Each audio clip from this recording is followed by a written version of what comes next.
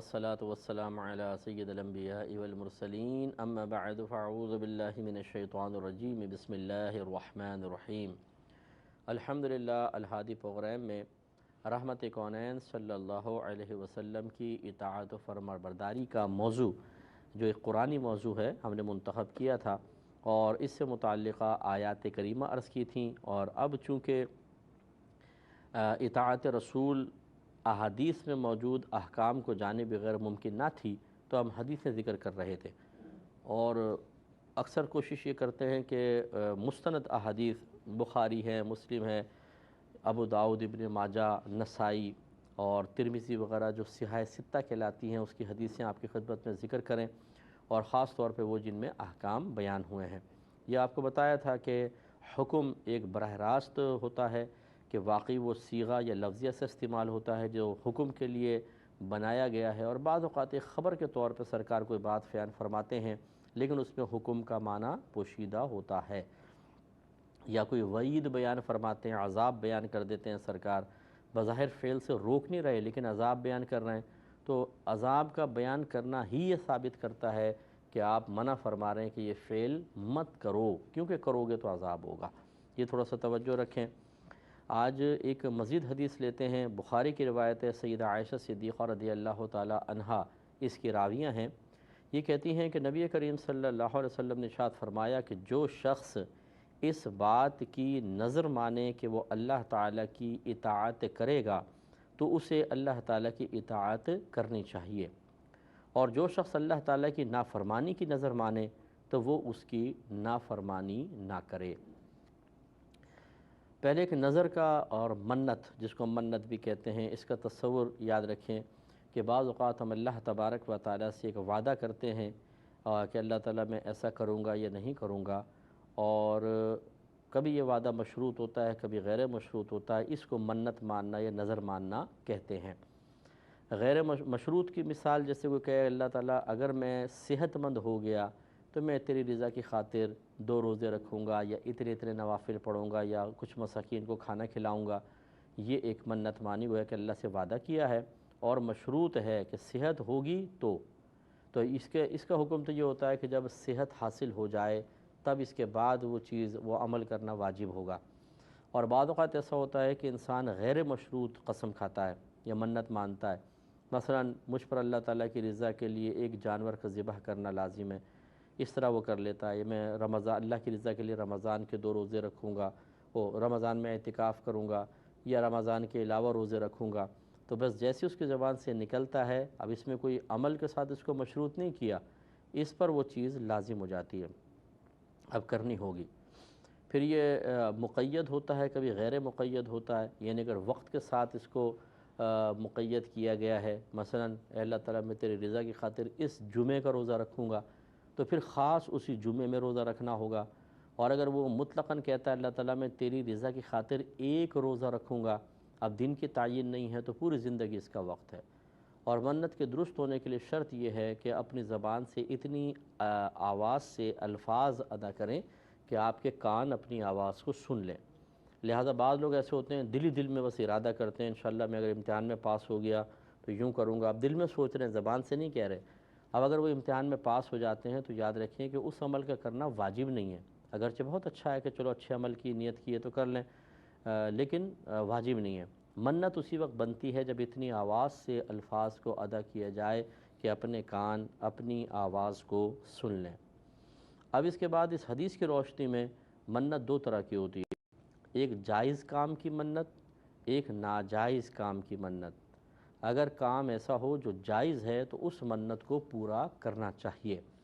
مثلا کسی نیک عمل کے کرنے کا ارادہ کر لیا، نماز پڑھوں گا، روزہ رکھوں گا، حج کروں گا، قربانی کروں گا، غریبوں کو کھانا کھلاؤں گا، تو یہ چیز اس کے اوپر لازم ہے، اس کو ایسا کرنا چاہیے۔ اسی طرح جیسے حدیث میں ہے کہ میں اللہ کی فرما برداری، اللہ کی اطاعت کروں گا، تو سرکار کہتے ہیں فرماتے ہیں اسے کرنا چاہیے، کیونکہ اچھی چیز ہے، اس کی منت مانی ہے تو اس کو یہ منت نہ بھی مانتا تو یہ کام تو اس کو کرنا ہی تھا۔ اطاعت باری تعالیٰ تو پہلے ہی فرض ہے، اب منت بھی مان لی تو اس کو مزید بدرجہ اولا اس کے اوپر لازم ہے کہ اللہ تعالیٰ کے احکام کی پیروی کرے۔ اور ایک ہوتا ہے کہ کسی ناجائز عمل کی انسان منت مان لیتا ہے، تو اگر ایسا کیا ہے تو پھر سرکار نے ضابطہ کلیہ اس میں بیان کر دیا کہ وہ اس منت کو پورا نہ کرے، بلکہ اللہ تعالیٰ کی بارگاہ میں توبہ کرے۔ یہ مجھے کسی خاتون نے یہ کہا کہ انہوں نے منت تو نہیں تھی،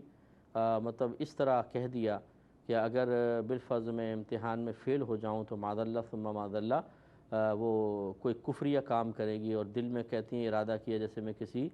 چیز کی پوجا کر لوں گی۔ تو یہ کس قدر مطلب یہ کہ خطرناک ارادہ تھا۔ آپ سوچئے کہ اس سے انسان دائرہ اسلام سے خارج ہو سکتا ہے، کیونکہ جب انسان کفر کو اختیار کرنے کا ارادہ کر لے، پختہ ارادہ کرتا ہے، دل میں کوئی ریزسٹنس باطنی طور پہ نہیں رہتی، مزاحمت نہیں رہتی، تو پھر انسان دائرہ اسلام سے باہر ہوتا ہے۔ تو یہ جاہل قسم کے جو لوگ ہوتے ہیں نا، وہ اس طرح کے معاملات کرتے ہیں۔ تو یوں نہیں کرنا چاہیے۔ مثلا کوئی معاذ اللہ نماز نہ پڑھنے کی منت مان لے، روزے رمضان کے روزے نہ رکھنے کی، یا کسی گناہ کی کہ معاذ اللہ ثم معاذ اللہ میں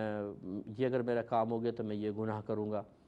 تو یاد رکھیں کہ اس طرح کہنا، اس طرح ارادہ کرنا یہ حرام ہوتا ہے، گناہ ہوتا ہے۔ اللہ کی بارگاہ میں توبہ کرنی چاہیے اور اس منت کو ہرگز پورا نہ کریں۔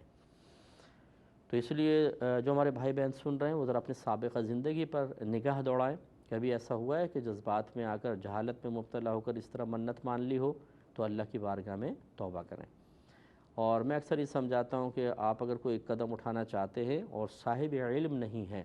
تو ہمیشہ کسی صاحب علم، صاحب تقوی سے مشورہ کریں،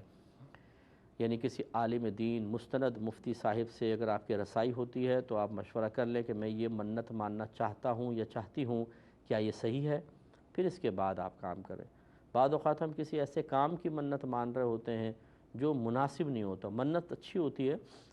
یعنی جس منت کے طور پہ جس فعل کا ذکر کر رہے ہیں وہ بہت اچھا ہے، لیکن جس مقصد کے لیے مقصد برا ہوتا ہے۔ جیسے خدا نخواستہ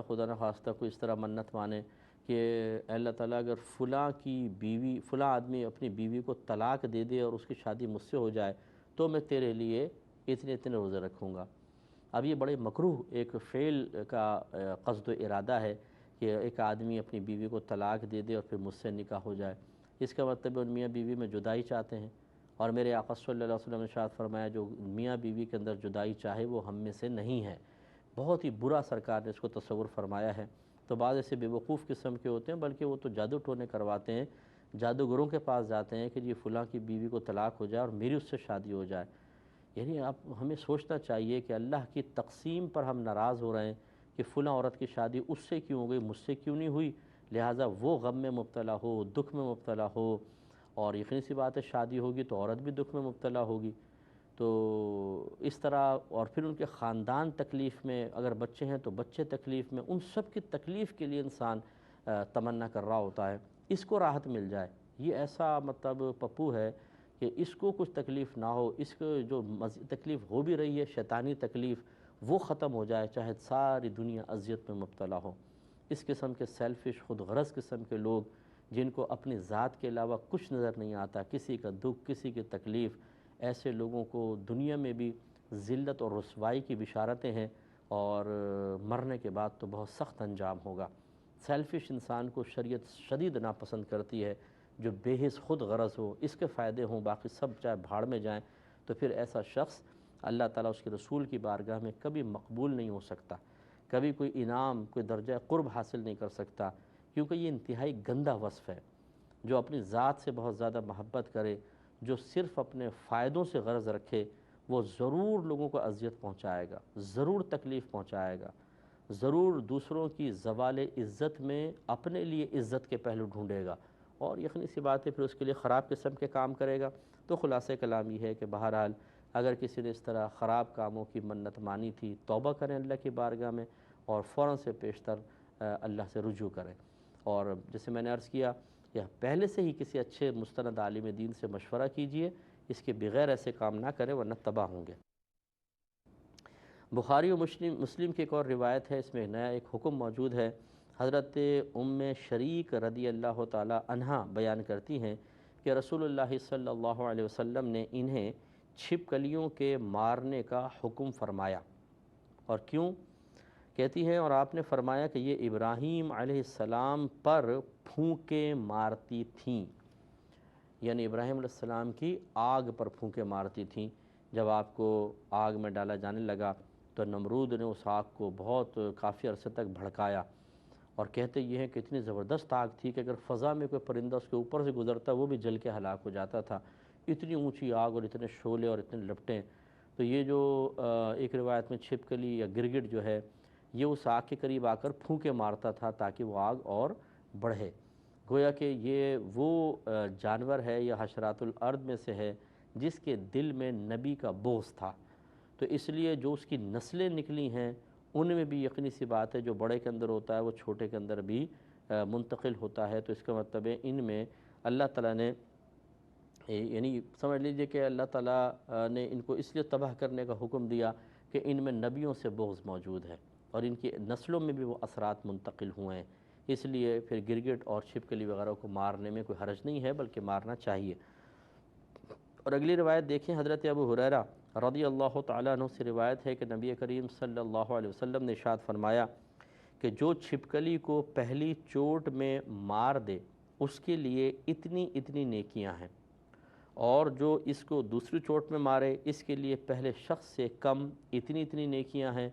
اور اگر تیسری چوٹ میں مارے تو اس کے لیے اتنی اتنی نیکیاں ہیں۔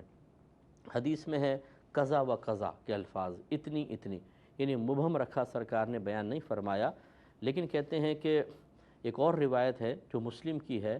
کہ نبی کریم صلی اللہ علیہ وسلم نے فرمایا کہ جو شخص کسی چھپکلی کو پہلی چوٹ میں مار دے اس کے لیے 100 نیکیاں لکھ دی جاتی ہیں، دوسری چوٹ میں مارنے پر اس سے کم، اور تیسری چوٹ میں مارنے پر اس سے بھی کم نیکیاں ہوتی ہیں۔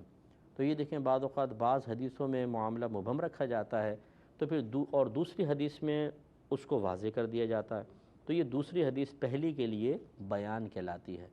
بیان اسے کہتے ہیں جو کسی اجمال کو ختم کر دیتا ہے، پوشیدہ چیز کو ظاہر کر دیتا ہے، اس کو بیان کہتے ہیں۔ تو یہ حدیث اس کا پہلی والی حدیث کا بیان بن گئی کہ 100 نیکیاں ہیں ایک چوٹ میں مارنے پر۔ اس کا مطلب ہے کہیں ایسی جگہ چھپکلی بیٹھی ہو کہ آپ جوتے اٹھا کے زوردار ایک وار ماریں تو وہ تڑپ کے مر جائے تو 100 نیکیاں ہیں۔ جب بعض لوگ ذرا ڈرتے ہیں چھپکلی کو مارتے ہوئے، تو آپ نہ مار سکیں دوسرے کو ترغیب دے دیں، تو آپ کی ترغیب پر اگر اس کو ماریں گے تو انشاءاللہ آپ کو بھی نیکیاں حاصل ہوں گی۔ اچھا، بعض جو ہیں وہ بڑے ہی معصوم طبیعت کے ہوتے ہیں، وہ کہتے ہیں کہ نہیں نہیں یار نہیں مارو، چھپکلی کو بھی نہیں مارو، فلاں کو نہیں مارو، بیچارے گھبراتے ہیں، چوہے کو نہیں مارتے ہیں۔ حالانکہ چوہا ہو، چھپکلی ہو، گرگٹ ہو، سانپ ہو، اسی طریقے سے یہ حرم کے حدود میں چیل اور کوے تک کو حکم یہ ہوتا ہے کہ ان کو مار دیا جائے، کیونکہ یہ انسانوں کے دشمن ہیں، فطری لحاظ سے ان میں دشمنی کا مادہ ہے، تو ان کو مارنے کا حکم ہے، مار دیا جائے تو کوئی حرج نہیں ہے۔ اس لیے کوشش یہ کرنی چاہیے کہ مار دیا جائے۔ اگلی روایت دیکھیں، ایک بہت ہی پیاری روایت ہے، نبی کریم صلی اللہ علیہ وسلم نے اس کو بیان فرمایا اور اس میں بھی کچھ احکام کا پہلو ہے۔ حضرت ابو ہریرہ رضی اللہ تعالیٰ عنہ سے روایت ہے کہ رسول اللہ صلی اللہ علیہ وسلم نے ارشاد فرمایا کہ ایک آدمی نے ارادہ کیا کہ میں ضرور صدقہ کروں گا، یعنی رات کا ارادہ تھا کہ آج رات میں صدقہ کروں گا، بس وہ اپنا صدقہ لے کر نکلا اور ایک چور کے ہاتھ میں رکھ دیا، یعنی پتہ نہیں چلا، بس اندھیرے میں نکلا رات میں، تو اس نے کسی ایک آدمی کو دیکھا، اسے کہا بھئی لو میں صدقہ دینا، یہ میں میری طرف سے تم قبول کر لو، اس نے لے لیا۔ صبح پتہ چلا کہ جی وہ تو کوئی چور کو صدقہ دے گیا ہے، تو اسے پتہ چلا کہ وہ تو میں ہی تھا اور میں نے چور کو صدقہ دے دیا۔ بس صبح کے وقت لوگ باتیں کرتے تھے کہ آج رات کو ایک چور پر صدقہ کیا گیا ہے، تو صدقہ کرنے والے نے سن کر کہا کہ یا اللہ تیرا شکر ہے، آج رات میں پھر ضرور صدقہ کروں گا۔ پھر وہ اپنا صدقہ لے کر نکلا تو اب اس نے اسے ایک زانیہ عورت کے ہاتھ پر رکھ دیا۔ پھر صبح کے وقت لوگ باتیں کر رہے تھے کہ آج رات ایک بدکار عورت پر صدقہ کیا گیا ہے، یعنی اس عورت نے بتایا ہوگا، محلے میں بات عام ہو گئی، اس تک بھی پہنچ گئی کہ وہ ایسا ہوا ہے۔ تو صدقہ کرنے والے نے سن کر کہا کہ یا اللہ تیرا شکر ہے، بدکار عورت پر صدقہ ہو گیا، میں آج رات پھر صدقہ کروں گا۔ چنانچہ وہ اپنا صدقہ لے کر نکلا اور اب ایک مالدار آدمی کے ہاتھ پر رکھ دیا۔ پھر پس صبح کے وقت لوگ باتیں کر رہے تھے کہ آج رات ایک مالدار پر صدقہ کیا گیا ہے، تو اس نے کہا کہ یا اللہ تیرا شکر ہے، ایک چور پر، ایک بدکار پر اور ایک مالدار پر صدقہ ہو گیا۔ پس رات کو اس کو خواب آیا اور اسے بتایا گیا کہ تیرا صدقہ بیکار نہیں گیا ہے، بلکہ تیرا صدقہ جو چور پر ہوا تو شاید وہ اس کی وجہ سے چوری کرنے سے باز آ جائے، اور بدکار عورت شاید وہ بدکاری سے تائب ہو جائے، اور مالدار آدمی شاید وہ عبرت حاصل کر لے، اور وہ بھی اللہ تعالیٰ کے دیے ہوئے مال میں سے اللہ کے راہ میں خرچ کرے۔ یہ بخاری کی روایت ہے۔ تو اس کا مطلب یہ ہوا کہ دیکھیں اس حدیث میں ایک ہمیں پیغام یہ ہے کہ جب ہم صدقہ کرنا چاہیں تو چپکے سے کریں، اور دوسرا یہ کہ سامنے والے کی بس ظاہری حالت کو اگر ہم پیش نظر رکھ کر کچھ صدقہ کرنا چاہیں تو ہمیں مزید تحقیقات کی حاجت نہیں ہے، کیونکہ زیادہ تحقیق کرنے میں کسی کی عزت نفس کے مجروح ہونے کا شدید اندیشہ ہے۔ لہذا اگر ہم اپنی دانست میں سمجھتے ہیں کہ یہ شخص مستحق ہے تو ہم اس کو زکوٰۃ یا نفلی صدقہ دے سکتے ہیں۔ اب ہو سکتا ہے بعد میں ظاہر ہو کہ یار یہ ایسا نہیں تھا، یہ تو تھوڑا غنی نکلا، تو انشاءاللہ ہمارا صدقہ ادا ہو جائے گا۔ تو یہ میرے آقا صلی اللہ علیہ وسلم نے گویا کہ ایک صدقے کی ترغیب دی ہے کہ لوگوں کو صدقہ دیا جائے۔ اس صدقے کا فائدہ یہ ہوتا ہے کہ فرض کر لیں اگر آپ نے اپنی دانست میں کسی مستحق کو دیا ہے لیکن حقیقتاً کسی غیر مستحق تک پہنچ گیا، تب بھی وہ بیکار نہیں جائے گا، آپ کو ثواب ملے گا، اور اس شخص کے لیے ہو سکتا ہے وہ نصیحت، عبرت اور گناہوں سے تائب ہونے کا سبب بن جائے۔ اس لیے صدقہ کرنے کا حکم دیا گیا کہ صدقہ کرتے چلے جائیں۔ ایک اور روایت دیکھیے، اور یہ روایت کافی طویل روایت ہے، نبی کریم صلی اللہ علیہ وسلم نے اس کو بیان فرمایا۔ حضرت ابو ہریرہ رضی اللہ تعالی عنہ ہی اس کے راوی ہیں، کہتے ہیں کہ ہم ایک دعوت میں نبی کریم صلی اللہ علیہ وسلم کے ساتھ تھے، پس آپ کی طرف دستی کا گوشت بڑھایا گیا اور آپ کو یہ گوشت پسند تھا۔ دستی کا مطلب بازو، جو سامنے آگے والے بازو ہوتے ہیں بکری کے، وہ۔ پس آپ اسے نوچ نوچ کر کھانے لگے اور فرمایا، میں قیامت والے دن تمام لوگوں کا سردار ہوں گا، کیا تم جانتے ہو اس سرداری کی وجہ کیا ہوگی؟